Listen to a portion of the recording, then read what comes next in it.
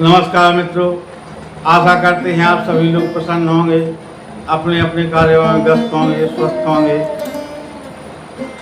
मित्रों, जैसा कि कल हमने आपको बताया था परमाल विजय में कि राजा परमाल हरि सिंह से वचन लेकर के महोबा लौट जाते हैं और निश्चित समय यानी कि 1 मास होने पर वापस आते हैं अपनी सारी सेना सजा करके। तब वहाँ क्या देखते हैं कि नगर के चारों ओर बड़े बड़े तंबू रख चुके हैं। बावनगढ़ की सेना एकत्रित है। तब उनके भाई पदम सिंह कहते हैं, भैया यहाँ कुछ दाल में काला है। तब महाराज चंदेला राय कहते हैं कि दाल में काला क्या, पूरी दाल ही काली दिखाई पड़ती है, क्योंकि बावनगढ़ के राजा अपने मन से तो आ नहीं सकते हैं। यानी हरि सिंह की दृष्टि बदल गई है, उनके मन में खोट आ गया है। फिलहाल तुम अभी अपने तंबू लगवाओ और मैं जाता हूँ नगर पर। तब महाराज परमाल हीरापुर के राज दरबार की ओर रुख करते हैं। साथ में होता है उनके मन्ना गुंजर और रूपनबारी। जहाँ महाराज परमाल पहुँचते हैं तो सभी राजा यथोचित उनको आदर सम्मान देते हैं। राजा हरि सिंह भी आगे बढ़कर मिलते हैं।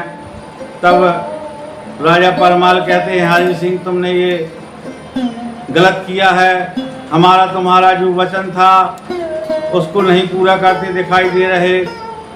कहो ये राजा लोगों की भीड़ कैसे एकत्रित की है। तब हरि सिंह कहता है कि मेरा प्रण था कि मैं अपनी पुत्री का विवाह उसी से करूंगा जो ये 7 तवा छेद देगा लोहे के। तब महाराज परमाल कहते हैं कि उस दिन तुमको अपनी उस शर्त का ध्यान नहीं आया जब मेरी तलवार के नीचे तुम्हारी गर्दन थी, और आज तुम इस तरह की बातें बना रहे हो। तो हरि सिंह कहते हैं, परमाल ज़्यादा बातें मत करो, नहीं तो बात बिगड़ जाएगी। अगर तुम में क्षमता है तो तुम ही इन 7 तवों को छेद कर बताना। और इतना कह करके वह महाराज परमाल को उनके योग्य आसन बताता है। परमाल और पृथ्वीराज आमने सामने बैठे हुए हैं। इस तरीके से वह प्रतियोगिता प्रारंभ होती है। छोटे मोटे सभी राजा अपने अपने दांव आजमाते हैं और उनके बाद में माहौल उठते हैं बड़े जोश खरोश के साथ में कि तुम लोग क्या करोगे, मैं ही अब इस तवा को छेदूंगा। और जाकर के वो भाला तवे में मार ही देते हैं तो उनका भाला टूट कर गिर जाता है, कलाई में बल पड़ जाता है। और वहां से माहौल आकर के अपने आसन में बैठ जाते हैं। फिर महाराज गजराज सिंह उठते हैं। गजराज सिंह भाला मारते हैं, उनका भी भाला टूट जाता है। इस प्रकार एक एक करके सारे राजा अपना अपना जोर आजमाते हैं। जब महाराज जयचंद की बारी आती है तो वो कह देते हैं, नहीं मैं इस प्रतियोगिता में भागीदार नहीं बनने आया, मैं तो केवल स्वयंवर देखने चला आया हूँ। महाराज पृथ्वीराज चौहान उठते हैं और वो जाकर के अपनी सांग का प्रहार करते हैं। उनकी सांग का प्रहार होता है, लेकिन ये क्या, उनकी सांग की जो धार थी वही टेढ़ी पड़ जाती है और इससे महाराज पृथ्वीराज चौहान काफ़ी शर्मिंदा हो जाते हैं और जाकर अपने स्थान पर बैठ जाते हैं। तब राजा हरि सिंह क्रोध से भर उठते हैं। कहते हैं, इतने सारे क्षत्रियों में किसी में शक्ति शेष नहीं रही, तो जाओ चूड़ियाँ पहनकर अपने घर में बैठो, क्यों व्यथा ही तलवार बांधकर घूमते हो। तब राजा परमाल कहते हैं, राजा हरि सिंह तुम इन 7 तवों की बात करते हो, ऐसे ऐसे 7 तवे ही मैं एक बार में छेद सकता हूँ अगर मैं चाह लूँ, लेकिन इसके लिए महाराज जयचंद को अपना हाथ मेरी पीठ पर रखना होगा, क्योंकि ये मेरे पिता के समान हैं। महाराज कीर्ति ब्रह्म ने अनेकों राजा जीत डाले, ये तवा क्या बिसात रखते हैं मेरे सामने। मैं कीर्तिभान का बेटा हूँ, तो इस राज दरबार में कहता हूँ कि मैं इन 7 तवों को एक ही बार में पार करवा दूंगा अपनी तलवार को। और ऐसा सुनकर के महाराज जयचंद उनकी पीठ थपथपाते हैं, कहते हैं जाओ परमाल अब इस कार्य को करो। और तब परमाल प्रभु श्री रामचंद्र का स्मरण करते हैं और महोबा वाले मनिया देव का स्मरण करते हैं और जाकर के वह भरपूर क्रोध के साथ में खाड़ बिजलिया का प्रहार करते हैं, जो राजा इंद्र के द्वारा वरदान स्वरूप दी गई थी। खाड़ बिजलिया का प्रहार होते ही वो सारे तवे छेद कर निकल जाती है और एक बिजली सी चमक जाती है। ऐसा लगता है जैसे अभी सूर्य चंद्रमा एक साथ निकल आए हों, इतना तेज प्रकाश होता है। और सारे राजा परमाल की जय जयकार करने लगते हैं। वाह परमाल के नारों से वह पंडाल गूंजने लगता है। राजा हरि सिंह भी शर्मिंदा हो जाते हैं। वह कुछ कहते इसके पहले ही माहिल अपना षड्यंत्र शुरू कर देते हैं। वो पहुंच जाते हैं महाराज पृथ्वीराज के पास, कहते हैं महाराज हम तवा नहीं छेद पाए तो क्या हुआ, लेकिन अगर सभी लोग घेर कर राजा परमाल को मारे तो क्या मुश्किल है।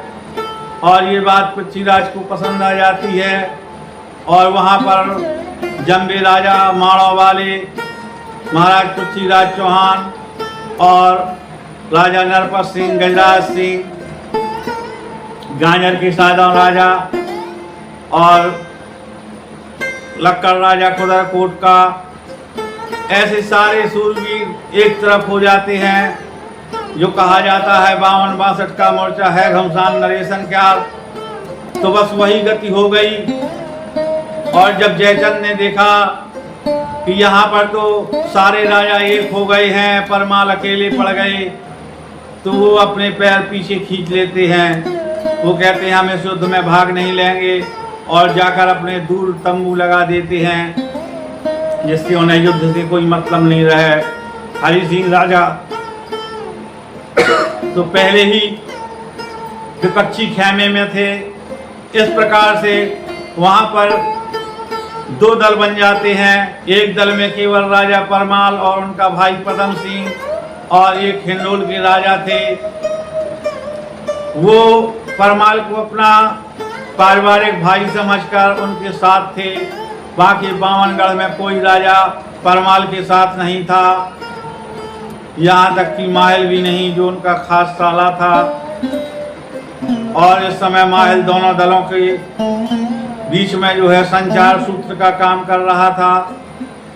बड़ा घमसान युद्ध प्रारंभ हो जाता है और सबसे पहले सातन राजा सातन पट्टी के राजा परमाल के सामने आते हैं और परमाल उनको ऊपर विजय प्राप्त करके उनकी मुस्कें बांध लेते हैं। तब सातन राजा प्रार्थना करते हैं कि महाराज हमारा आपका कोई बैर नहीं है, हम तो माहिल के कहने सुनने से लग गए थे। अगर आप हमारे प्राण दान दे दें तो हम आपकी तरफ से लड़ेंगे।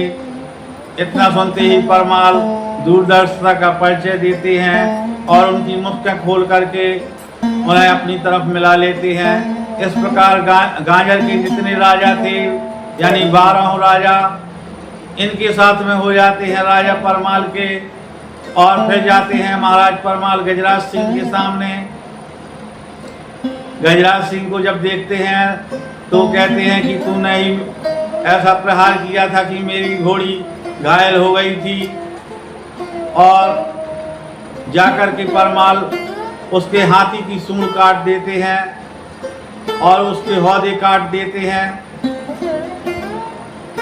तब गजराज सिंह बड़ी विनम्रता से कहते हैं महाराज हमारा आपका कोई बैर नहीं है और अगर आप हमारे प्राण दान दें तो हम आपकी ओर से लड़ने के लिए तैयार हैं। और जब हम आप लोगों की तरफ होंगे तो क्या औकात है पृथ्वीराज की।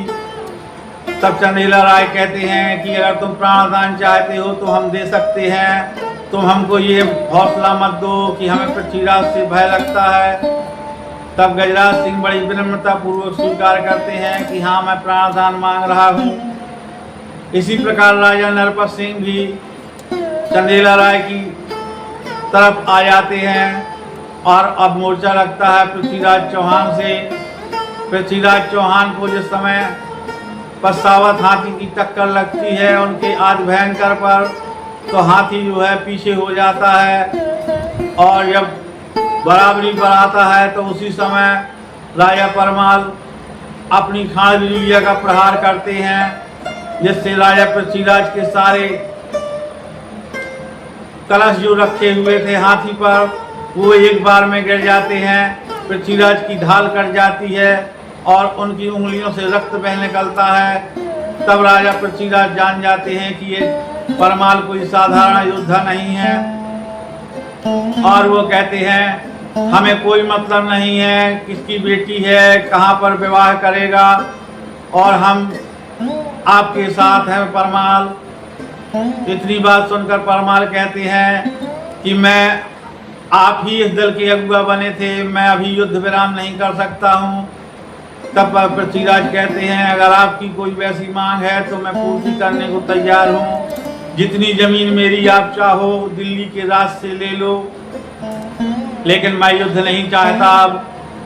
तो इस प्रकार से शांति हो जाती है और जब बावनगढ़ के राजा एकत्रित होते हैं तब वहाँ पर जाकर के परमाल अपने राज्य की घोषणा करते हैं, जिसमें कुछ राज्य जो है उरई का और दिल्ली का भी आता है। तब उस दिल्ली और उरई के राज को में से जो हिस्सा वो लेते हैं, यानी कि ग्वालियर और सिरसागढ़ तक पहले दिल्ली की सीमाएं थीं, और इस तरीके से राजा परमाल अपनी सीमा घोषित कर देते हैं और ये भी कह देते हैं पृथ्वीराज हम तुम्हें भविष्य में कभी इसका पैसा नहीं देंगे।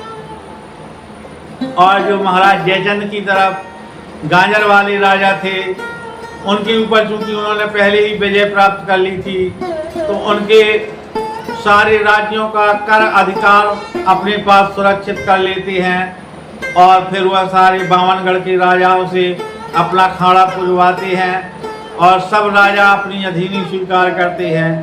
उसी समय माहिल कहता है मैं आपका साला हूँ, मुझे भी कुछ दीजिए।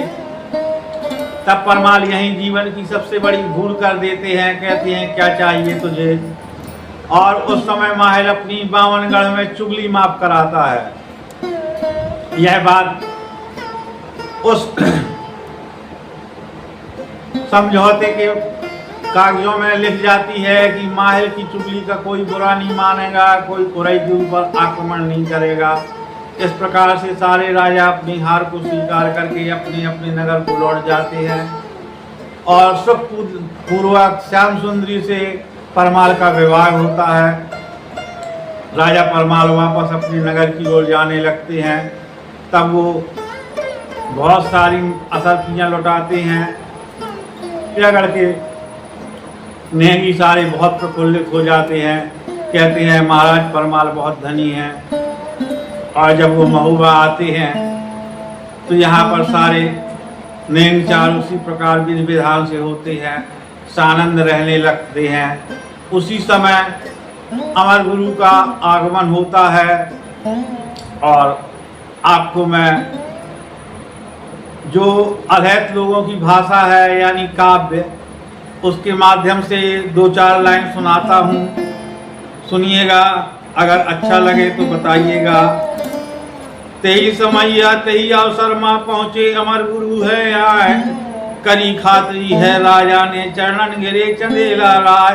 तुमरे पुण्य प्रतापन सो सब राजों को दिया हटाए, अपन दुसरिया को राख्यो ना सब सौ खाड़ लई पुजवाए। गहे शिव सिरोही अब हम नाही, खाड़ा समर धर सागर धर पखार। सब राजों के दस्तखत हो गए अब ना कोई करे तकरार। सरहद सबके कायम हो गए सुख से हो गए राज अघार। चुगली माफ भई माहिल की बाबा सांची दीन बताए, सुन के बातें चंदेले की कहने लगे अमर गुरुराज। जब ला धूनी रह मुड़िया की तेरो हो न बाको बाल। ये मन भाई गई अमरा के सिगरी समास लई मंगाए। हल्दी चूना से रंग खाड़ा अच्छा चंदन ते पुजवाए। पूजो खाड़ा गुरु अमरा ने स्तुत पढ़ी विप्र ने आए पहुँचे। कि मैया मनिया देव की कीनी बिना चंदेला राय। तेरे भरोसे अबल तेरे तेगा गाय हाथ अब नाय। रक्षा करियो अब मऊ बेटी सदा रहियो सदा सहाय। आवा बोली तब देवता की निर्भय बसुर चंदेला राय। विपत तुम्हारी मैं काटूंगा हंसने में करूं सहाय। निधरक राज करो महुबे में खटका किसी बात का नाय। इतनी सुन के चले चंदेले तीरथ ताल पहुँचे आए। मान के आज्ञा गुरु की खाड़ा सागर धरु पखार। इस प्रकार से राजा परमाल ने अपने खाड़ बिजलिया का पूजन करके उसको राजकोष में सुरक्षित करा दिया। और यहाँ से आपने समझ लिया होगा कि महाराज परमाल कितने तलवार के धनी थे, कितने वीर थे, कितने धैर्यवान थे। ये सारी बातें आप लोगों ने समझ ली होंगी, क्योंकि इनके साथ में कोई नहीं था। अकेले परमाल ने ही सारे राजाओं पर विजय प्राप्त की। और इस प्रकार से ये परमाल विजय या परमाल का ब्याह कहते हैं समाप्त होता है। आपको जैसा भी लगा हो कृपया अपने कमेंट के द्वारा हमें सूचित करें। और अगर अच्छा लगा है तो ज़रूर बताइएगा। आप सभी लोगों का हृदय से धन्यवाद करता हूँ कि आप लोग मेरे वीडियो को इतना प्यार दुलार देते हैं। आप सभी लोग यहाँ तक बने रहे उसके लिए बहुत बहुत धन्यवाद है। अगर चैनल पर नए हैं तो कृपया सब्सक्राइब कर लें, वीडियो को लाइक और शेयर कर दें। धन्यवाद, नमस्कार।